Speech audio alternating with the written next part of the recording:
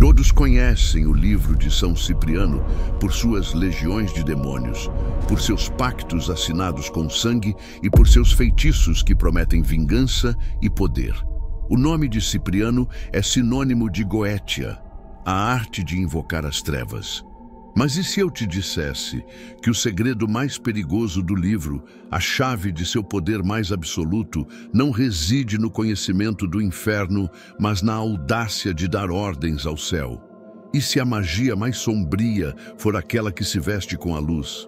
Se você está pronto para desvendar este segredo blasfemo, que redefine tudo o que sabemos sobre o bem e o mal, então já deixe o seu like e inscreva-se, porque a porta que vamos abrir hoje leva a um corredor que poucos se atreveram a trilhar e do qual talvez não haja retorno.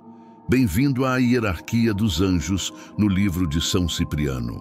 Para começar a entender este grande paradoxo, a presença de magia angelical em um livro de capa preta, é preciso primeiro compreender a diferença fundamental entre duas artes ocultas, a teurgia e a goétia.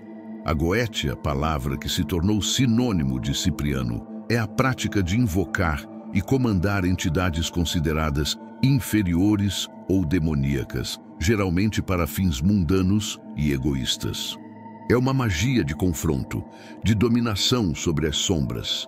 A teurgia, por outro lado, é a chamada alta magia, a busca pela comunhão com o divino. O teurgo não comanda, ele reza, ele não busca poder pessoal, mas a iluminação, a união com as forças celestiais, com os anjos e com o próprio Deus. São dois caminhos que, em teoria, jamais deveriam se cruzar. O livro de São Cipriano, no entanto, não se contenta em seguir um único caminho. Ele cria um terceiro, uma senda perversa e engenhosa que podemos chamar de teurgia reversa ou teurgia coercitiva. Cipriano, em sua busca por poder absoluto, teria percebido uma falha fundamental na lógica do universo. Se os demônios, sendo criaturas de trevas, temem e obedecem à autoridade da luz divina, então o mago que conseguir empunhar essa autoridade se tornará o mestre de ambos os reinos. Ele não precisaria mais negociar com o diabo. Ele poderia forçar o diabo a obedecer usando o nome de Deus como uma arma. A presença de invocações angelicais no livro não tem, portanto, o objetivo de alcançar a santidade. O objetivo é a autoridade. O mago ciprianista não busca a bênção de um anjo. Ele busca sequestrar seu poder, usar sua patente na hierarquia celestial como um mandado de prisão para os espíritos da terra e do inferno. É o ato supremo de arrogância, usar a força do inimigo de seus inimigos para benefício próprio. É uma triangulação de poder, onde o mago se coloca no vértice superior com os demônios de um lado e os anjos do outro, ambos subjugados pela sua manipulação das leis cósmicas. Esta é a premissa fundamental que devemos entender antes de prosseguir. Cada nome de anjo, cada salmo, cada símbolo celestial presente no Grimório não é um sinal de piedade. É uma arma.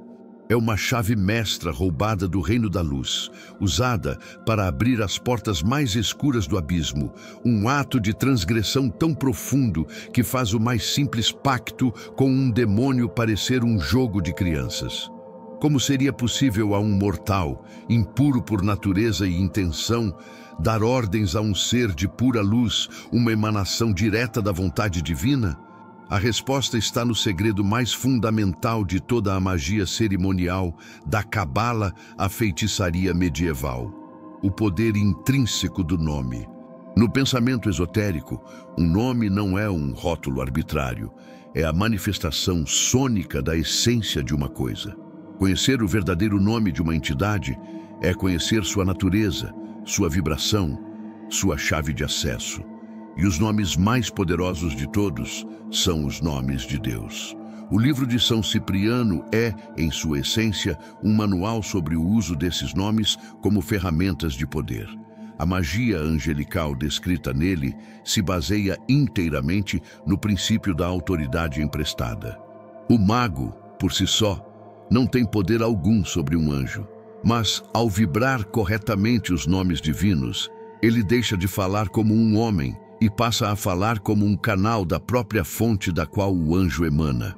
A chave para tudo isso é o conhecimento da cabala hebraica, da qual a magia cerimonial ocidental bebeu abundantemente. Nela, o nome mais sagrado de Deus, o tetragrama, Yod-He-Vav-He, é a fonte de toda a criação. Dele derivam outros nomes, como os 72 nomes do Shem HaMeforash, cada um sendo um anjo que governa uma faceta do universo. O que Cipriano e outros grimórios, como a Chave de Salomão, fizeram foi pegar esse sistema místico de contemplação e transformá-lo em uma tecnologia de comando. O mago ciprianista não medita sobre os 72 nomes para se elevar espiritualmente. Ele os usa como senhas de um sistema computacional cósmico para forçar a execução de uma tarefa. A invocação de um anjo no livro é, portanto, um processo legalista. O círculo mágico se torna um tribunal. O mago, o advogado. A oração, a petição legal. E os nomes de Deus, as leis e os precedentes que forçam o juiz a decidir a seu favor. A petição diria algo como: em nome de Adonai, pelo poder de Elohim e pela autoridade de Yod-He-Vav-He, eu, um filho de Adão, te conjuro, anjo, nome do anjo, a aparecer diante de mim e cumprir minha vontade, pois está escrito que as forças do céu devem servir à harmonia da criação, e minha vontade, neste momento, é a restauração desta harmonia. É uma lógica perversamente engenhosa, que torce um princípio divino para um fim pessoal. O mago argumenta que, ao satisfazer seu desejo egoísta, seja curar um aliado, encontrar um tesouro ou punir um inimigo, ele está, na verdade, restaurando a ordem do seu próprio microcosmo. E, portanto, o anjo é obrigado a ajudá-lo.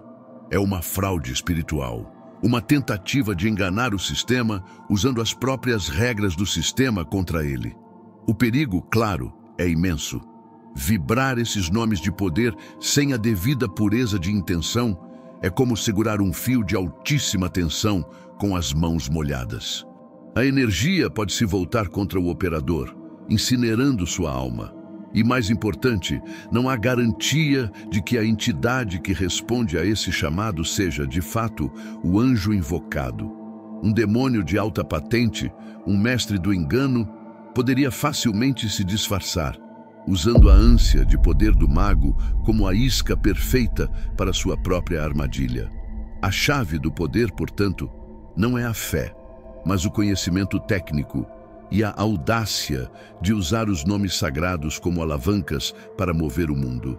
É uma ciência perigosa, onde o menor erro de cálculo pode resultar em uma catástrofe de proporções cósmicas. Tendo compreendido o método por trás da loucura, podemos agora começar a subir os degraus da hierarquia celestial, vista pelos olhos sombrios de um bruxo ciprianista. A angelologia clássica, popularizada por Pseudo-Dionísio, o Areopagita, divide o coro celestial em 3 esferas, cada uma contendo 3 ordens de anjos. O livro de São Cipriano, em suas invocações, se dirige a anjos de todas essas esferas, mas com propósitos radicalmente diferentes de suas funções teológicas. A primeira esfera, a mais próxima da humanidade, é composta pelas ordens dos anjos, arcanjos e principados. Estes são os mensageiros, os guerreiros e os administradores que interagem mais diretamente com o plano físico. Na visão cristã, eles são agentes da vontade divina para proteger e guiar. Na visão do bruxo, eles são os operários mais acessíveis e úteis para tarefas mundanas. Comecemos com a Ordem dos Anjos, que inclui os famosos Anjos da Guarda. O mago ciprianista não reza ao seu anjo da guarda pedindo proteção. Em vez disso, através de rituais específicos, ele busca despertar e comandar seu anjo da guarda para que ele se torne um servo ativo, Um espião no plano astral, um guarda-costas que não apenas o defende, mas ataca seus inimigos. O ritual visa transformar um protetor passivo em um soldado particular. Subindo um degrau, temos os arcanjos, os grandes generais do céu. Miguel, Gabriel, Rafael e Uriel são os mais conhecidos. O Grimório perverte completamente suas funções. Miguel, o comandante dos exércitos celestiais, o vencedor de Lúcifer, não é invocado para combater o mal em um sentido amplo. Ele é conjurado para combater os inimigos pessoais do mago. O praticante busca usar a lança de São Miguel para derrotar um concorrente nos negócios ou para proteger sua casa de um feitiço rival. É o uso de uma arma nuclear para resolver uma briga de rua. Gabriel, o mensageiro divino, o anjo da anunciação, é invocado não para receber uma mensagem de Deus, mas para forçar a revelação de segredos. O mago o compele a desvendar o futuro, a expor os pensamentos de outra pessoa, a encontrar conhecimento oculto. O poder da revelação divina é transformado em uma ferramenta de espionagem. Rafael, o curador celestial, o anjo da medicina, é conjurado para realizar curas, sim, mas muitas vezes como parte de um pacto ou de um serviço pago. O mago atua como um intermediário, vendendo a cura divina em troca de um favor ou de poder, e compele Rafael a ser o agente dessa transação. Uriel, o anjo da sabedoria e da profecia, guardião do conhecimento oculto, é invocado para ensinar ao mago os segredos da alquimia, da astrologia e da própria magia, não para a iluminação da alma, mas para o acúmulo de poder pessoal. A transgressão aqui é sutil e profunda. O mago não está pedindo ajuda a essas forças. Ele está tentando emitir ordens de serviço. Ele se coloca em uma posição de comando, usando os nomes de Deus como um formulário timbrado que, ele acredita, os arcanjos são obrigados a carimbar e executar. É uma demonstração de hubris tão monumental que beira a insanidade. E o perigo de uma recusa ou de uma retaliação por parte desses seres de poder inimaginável é um risco que a maioria dos praticantes sequer consegue conceber.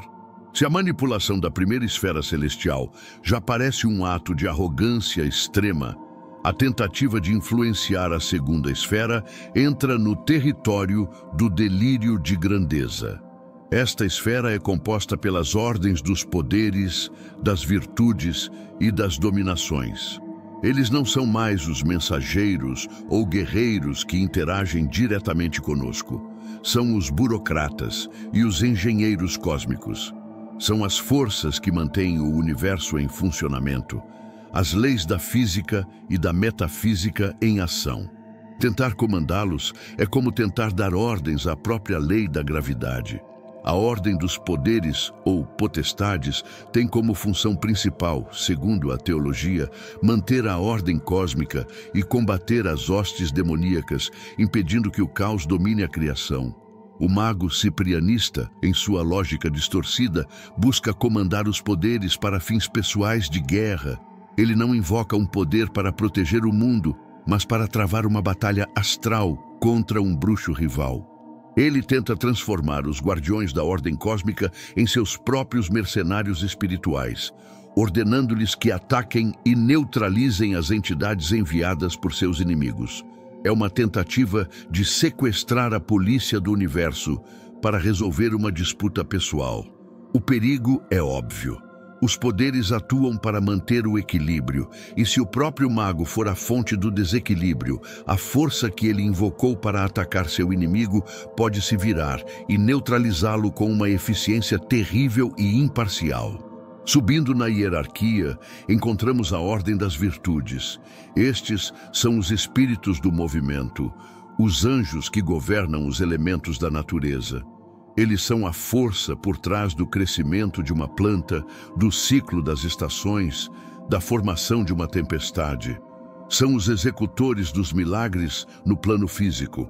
O praticante de São Cipriano, que se atreve a invocá-los, busca o poder de um avatar. Ele comanda as virtudes para produzir chuva em tempos de seca, para acalmar uma tempestade no mar, ou, em sua aplicação mais sombria, para causar desastres naturais sobre a terra de um inimigo. É a tentativa de controlar o clima, de manipular os blocos de construção da realidade. Isso representa uma interferência tão profunda nas leis naturais que o choque de retorno de tal ato seria inimaginável, podendo se manifestar como acidentes, doenças ou uma vida inteira de infortúnios. O universo reequilibrando a balança que o mago ousou perturbar. Por fim, no topo desta segunda esfera estão as dominações. Eles são os supervisores, os gerentes divinos que supervisionam as ordens inferiores.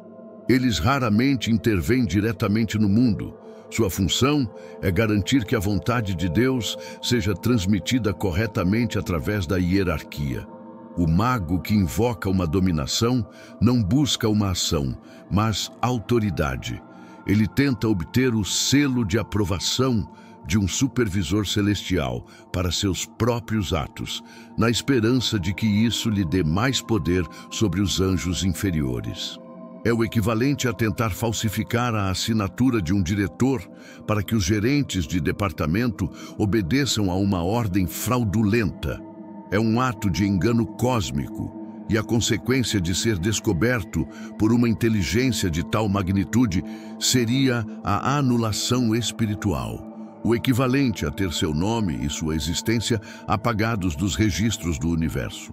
A tentativa de comandar esta segunda esfera é, portanto, a marca de um mago que já perdeu todo o senso de proporção, um ser consumido pela sede de poder a ponto de desafiar as próprias engrenagens da criação.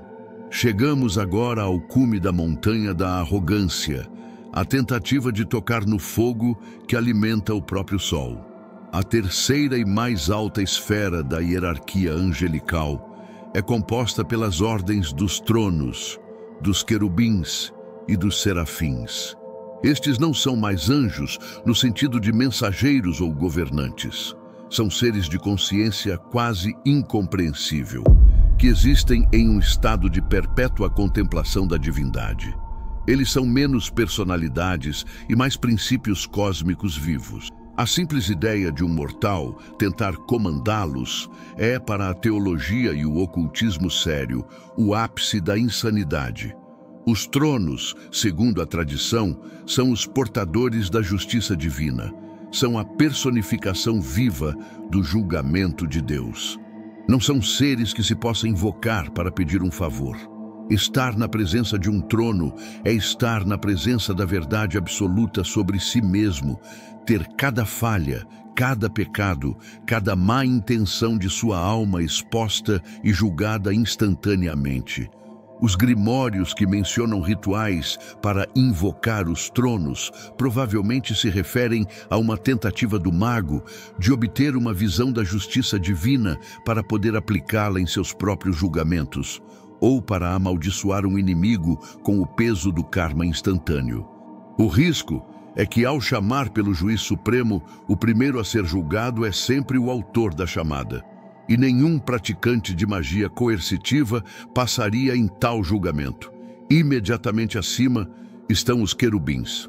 Diferente da imagem popular de bebês alados, os querubins bíblicos e cabalísticos são criaturas aterrorizantes e poderosas, guardiões de conhecimento e dos portais para a presença de Deus, como os que guardavam o jardim do Éden com espadas de fogo.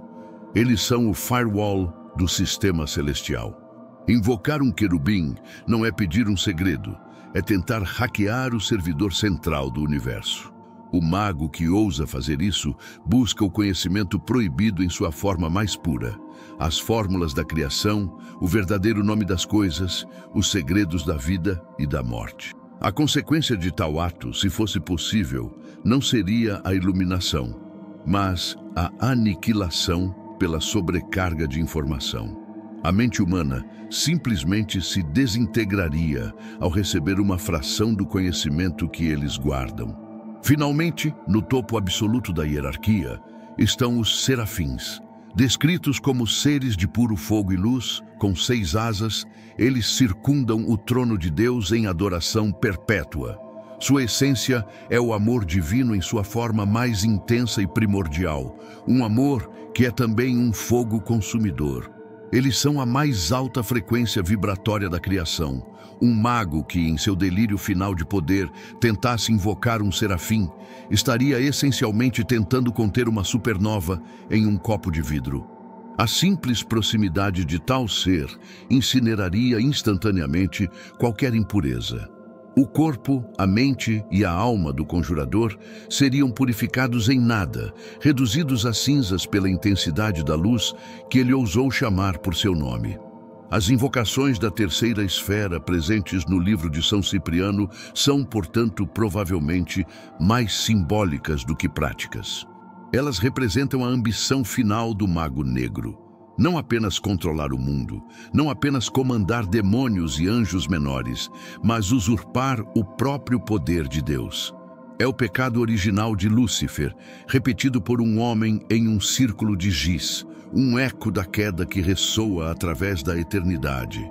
Tendo escalado a hierarquia celestial com a audácia de um titã, o mago ciprianista se depara com a inevitável queda. O que acontece quando um desses rituais de teurgia reversa dá errado? As consequências de falhar ao comandar o céu são muito diferentes e talvez piores do que as de falhar ao comandar o inferno. Um demônio pode te enganar, te possuir, te arrastar para o abismo, mas um anjo pode te julgar, e o julgamento da luz é absoluto. A primeira e mais direta consequência é a fúria do céu. A entidade angelical invocada, percebendo a intenção impura e a arrogância do chamado, pode simplesmente se recusar a obedecer e aplicar uma punição instantânea.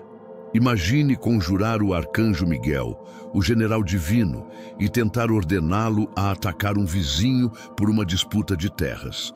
A resposta não seria uma negociação.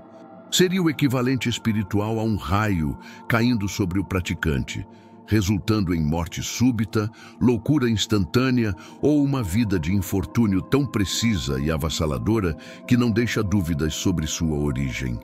A segunda consequência é mais sutil, mas igualmente devastadora: o abandono da proteção. Cada ser humano, segundo muitas tradições, nasce com uma forma de amparo espiritual, um anjo da guarda ou um guia.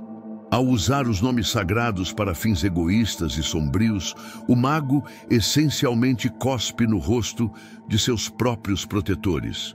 Ele comete o ato de suprema ingratidão. Em resposta, a proteção divina se retira. O anjo da guarda não o pune. Ele simplesmente se afasta, pois não pode mais compactuar com as escolhas de sua alma. O mago, então, fica espiritualmente nu.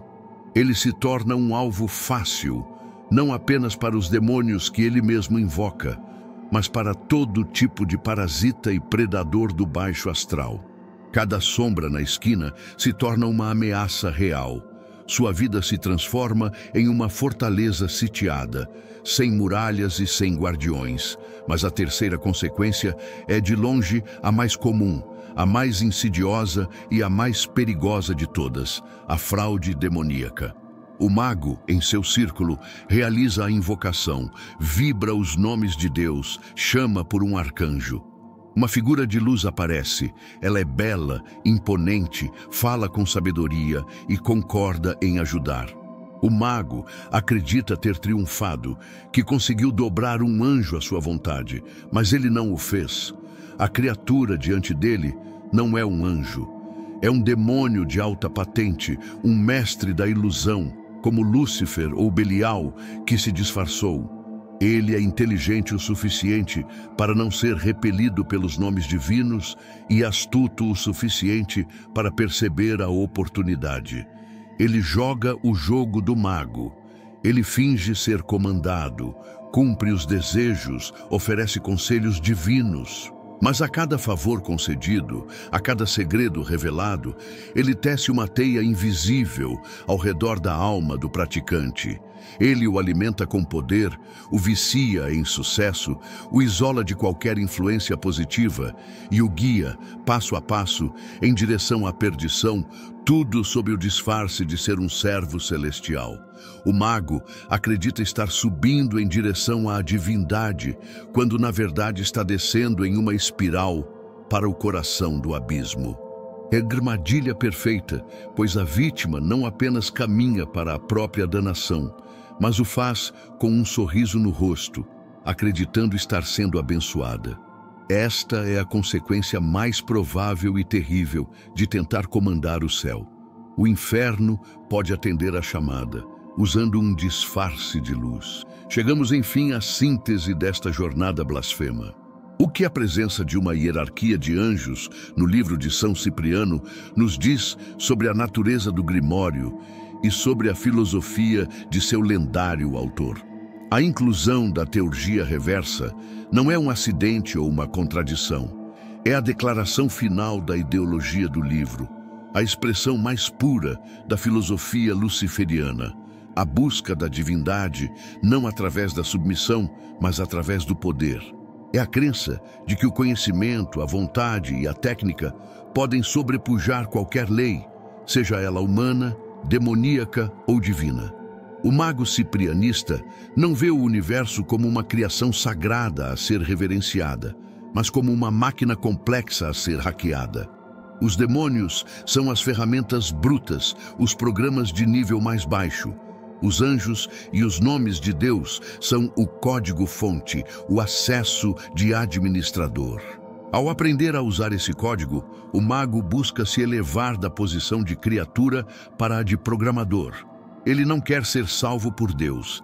Ele quer alcançar o mesmo nível de poder de Deus, usando as próprias ferramentas da criação contra ela mesma. Este é o eco do non serviam, não servirei, de Lúcifer. Não é uma rebelião barulhenta com espadas e fogo, mas uma rebelião silenciosa, intelectual, travada nos círculos mágicos e nas páginas de grimórios. O legado desta parte do livro é uma profunda e aterrorizante lição sobre a natureza do poder e da arrogância.